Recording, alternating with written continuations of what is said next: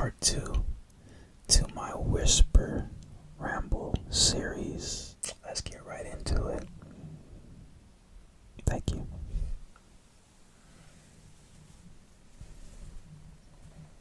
Okay, so my first story takes place around the age of, I'm about 14 going on to 15. This is my just finished my freshman year of high school, and my grandmother, who owns a nonprofit. I believe in the first video I talked to you guys about that my grandmother owns a nonprofit, and I've been to Africa. But for those of you who do not know, I've traveled to Africa twice, and the reason why I went is because my grandmother's nonprofit specializes in bringing clean water to rural villages in Africa. So the first time I went to Ethiopia. Mind you, I was very young at this time. It was my first time, I believe, out of the country. I had traveled a lot before then, in the States, but this was one of the big ones out of the country. My grandmother, each year, she'll take 2 trips to Africa, usually, and she likes to invite church members. She likes to invite college kids.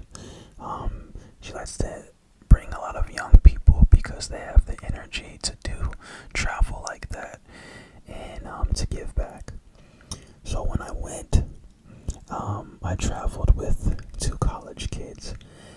Honestly, I do not remember the names. I believe one of them was Matt. The other one, not so sure. But I do remember that they went to the University of Michigan. And literally, I had met them the night before we were supposed to travel to Africa. So these 2 guys that I just met, literally the day before, we go to the airport where we were supposed to have met my grandmother on our connecting flight. And I was living in Virginia at the time.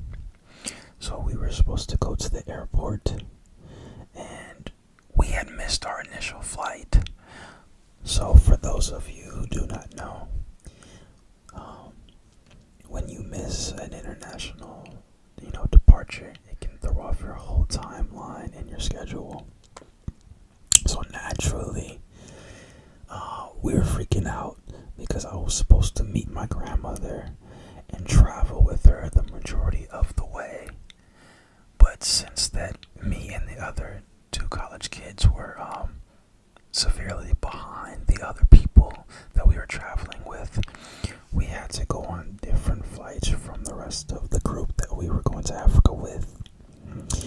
So, since we were by ourselves, from, I believe, from New York, we stopped in, I believe it was Heathrow or London, and then I think from there, then we end up in Dubai.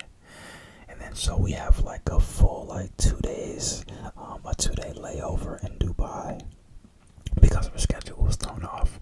And I don't believe we were originally, I don't think we were originally supposed to be there for that long. So me and some random dudes that I just met have 2 days in Dubai. I remember we went on, we did some camel riding. We had, the wonderful cuisine there, the Middle Eastern cuisine that they have in Dubai. We did some sightseeing. And I also remember that we went to this, amazing dinner, and we saw a belly dancer. At the time, I was into girls, but I thought I didn't really care that much. But I do remember that very well, and I do remember riding the camels. I'll never forget that. And then from Dubai, then we eventually get to Ethiopia, where we finally meet up with my grandmother and the rest of the group. And my grandmother was kind of, you know, I don't know if scared is the word, but she was nervous that, I was alright and they didn't know what had happened.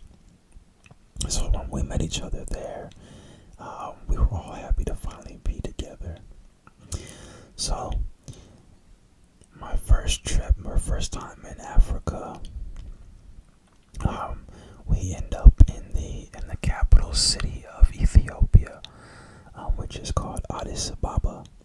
It's kind of like the equivalent of like a metropolitan city. So, if you're well off, people would have running water. There's hotels there. It's a thriving, epicenter of Ethiopia.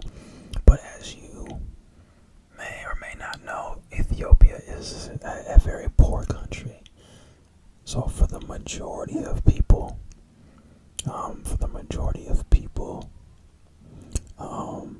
they don't have basic necessities that we have here in the States, like running water, plumbing,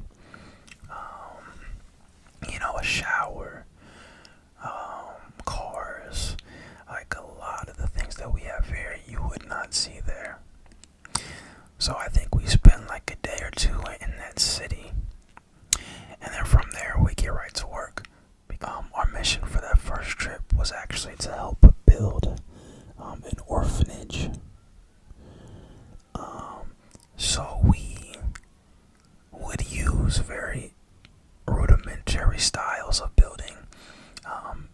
A lot of places in Africa, they're building the bricks, from the ground. They're hand placing brick by brick, and that's essentially what we did. We helped them build an orphanage.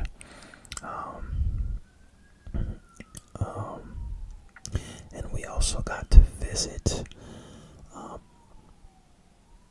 home. We also visited a home with mothers who had HIV. And I think there's like a special way to care for babies so that they don't contract the disease.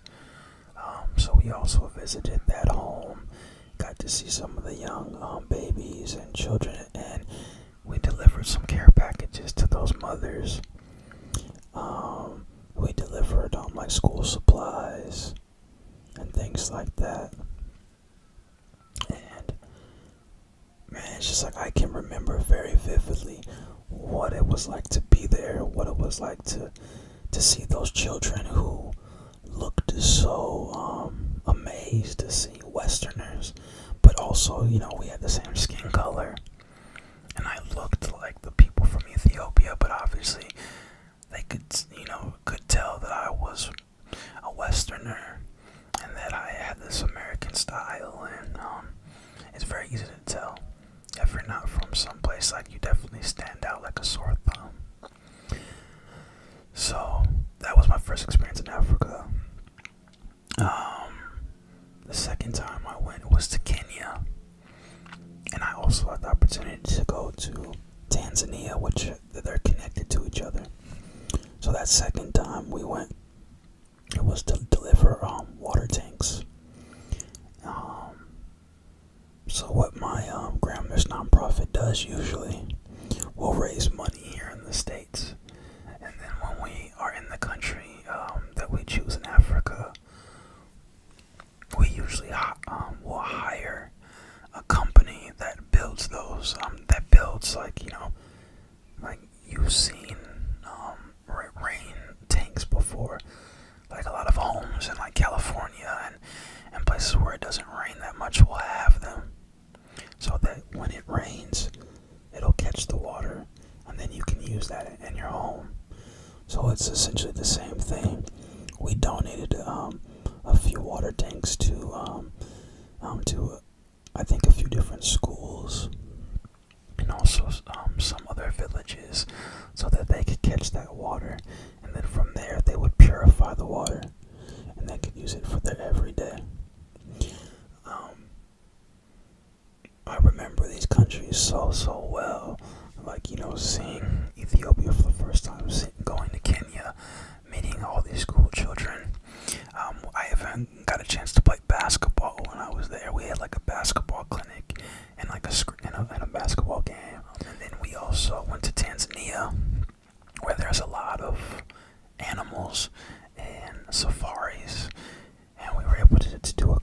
safari ride, able to see, giraffes, elephants, zebras. I saw some hyenas there. Their laughs are really crazy. And I will go back, the older I get, I just realize how life is really a blessing. There's a lot of people in the world who don't have all the things that we have here in the United States. And we really take, basic things for granted a lot of the times, myself included. I mean, how many times, do you turn on the water faucet and not really think about it? You'll just leave it on for a couple minutes and there's really no issue. But to a child in a family in Africa, they're having to, go a mile just to get some water in a dirty gasoline tank and bring it back home. And that's their water for the day. So they have to go a few miles every day just to bring back some water to use at home. So that's why I'll never forget the trip. It was a trip that meant more than myself, and it wasn't really for a vacation. It was to serve those children and those families and villages out there. And that's honestly something I'll never forget. So that takes me to story number two. Story number two. This is summer 2013. I don't remember exactly how old I was. I'm 27 now. Take away 6 years. So I was 21. Okay, I turned 21 during that summer, actually, because my birthday's in July. So, why this story is so important, I spent a summer in New York. I was actually born in Syracuse, New York, which is upstate New York. But I spent the summer there studying at the William Esper Studio. If there's any actors out there, they'll know that William Esper is a leading school in Meisner technique. So I went there to study at this acting school. But being there for that one summer, it was like a storybook. There was so many, fun things that happened, and I met the most interesting people. When I was there for that summer, I met celebrities like, I saw in concert Big Sean, Ice Cube, I think Snoop Dogg was there. I met personally Florence Welch from Florence and the Machine. I think I was in Soho, Manhattan.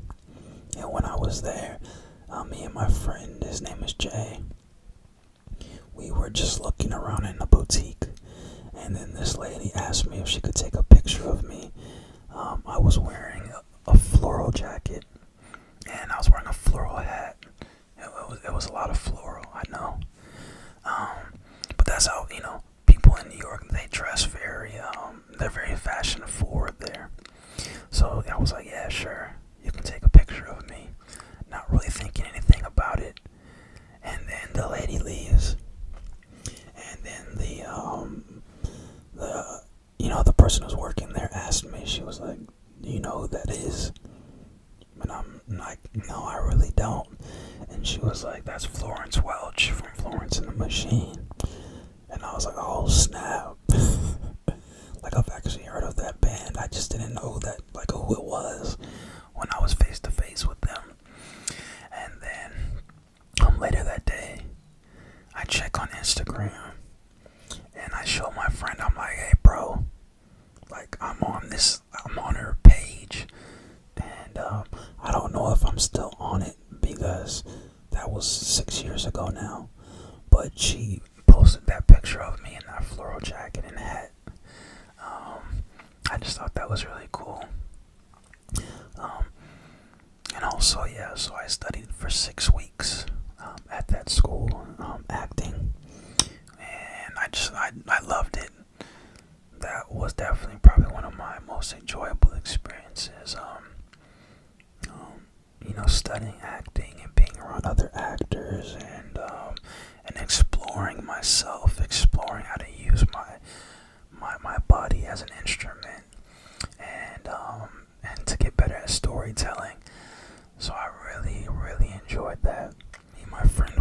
had it like we stayed in the university, but they made it into a hostel for that summer. So we made really good friends that lived there, and we just had an amazing summer. We went to man, what else did we do? I mean, we did all the typical things that you usually do when you're there, like going to Times Square, going to Ellis Island, the Statue of Liberty, Central Park, going on the subway, to the beach, Coney Island, all that good stuff. What I loved about that summer was just that I felt like it was like a coming of age like trip. I was away from school, away from family. I was able to enter into being a man. We had some summer romances. It was just a time that I'll never forget because I just had so much fun and made really good friends, and I'll never forget that time. Bring us to my story of living in Australia. So I had the opportunity to live in Australia for a year. I went there on a working holiday visa. A lot of people from different countries will go to Australia, either on a working visa or like a travel visa. But I went there on a visa that you could stay there up to 2 years. And the reason I went there for a girl. I met her in LA, and then we were in a relationship for a whole year until one of us were like, okay, now if we're gonna try to be together, then we need to figure out if this can work.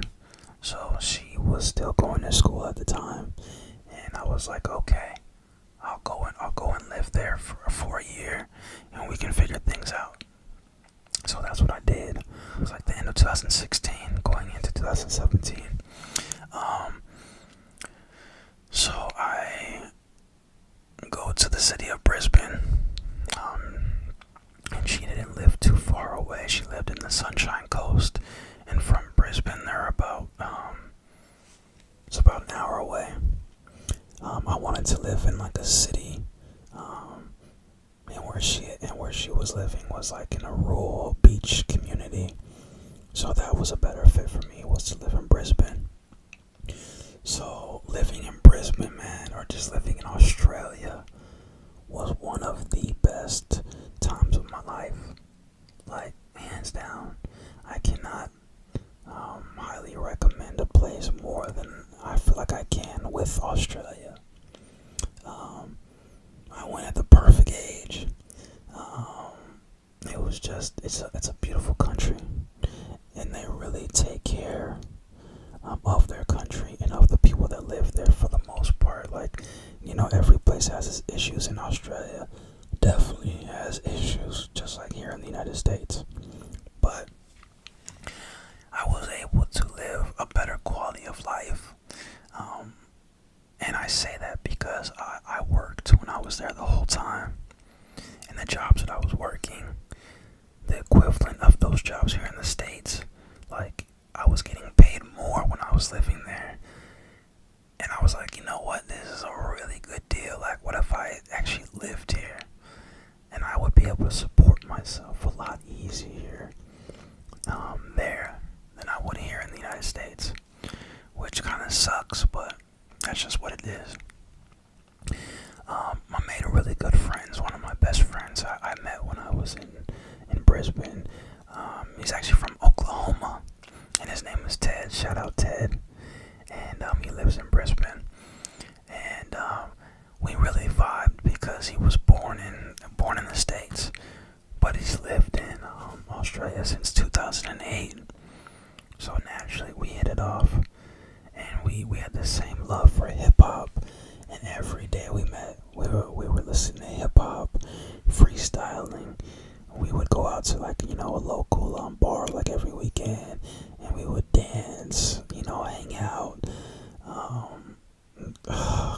so crazy together. So crazy. I also got to travel to Sydney, and see the famous opera house that a lot of you see in like movies and on television.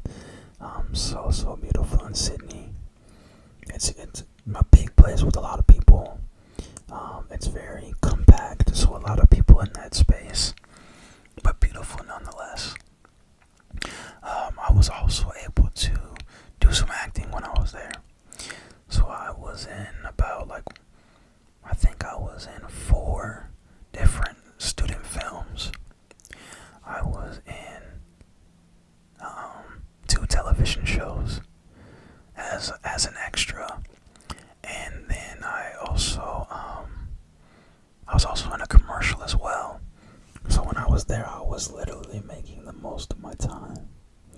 I was making friends from all around the world. Some of my friends came from countries like Brazil,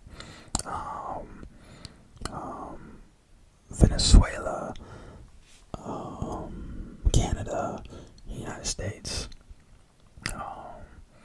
Japan, all around the world. Really. Most wouldn't know, but it's a melting pot there, and I was blessed to have met the people that I did when I was there. And then I was able to see the animals, the native animals that live in Australia, like kangaroos and koalas and alligators or crocodiles, whatever, man. Like, Australia has some scary animals, man. Like these big, like spiders, just like on these webs, and it's a saying that a lot of the animals in Australia are trying to kill you because you have a lot of poisonous animals. You have a lot of dangerous animals. Like, it can get pretty rough with the animals, but I love them. I love seeing the kangaroos, the koalas, all of that. It was right down my alley. Yeah, I think what I loved about Australia the most was probably the people.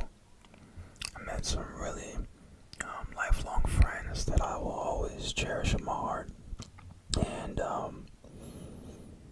I wish that I could either live there or travel there almost every year, because that one year really expanded my mind and opened my mind to new possibilities, I will say.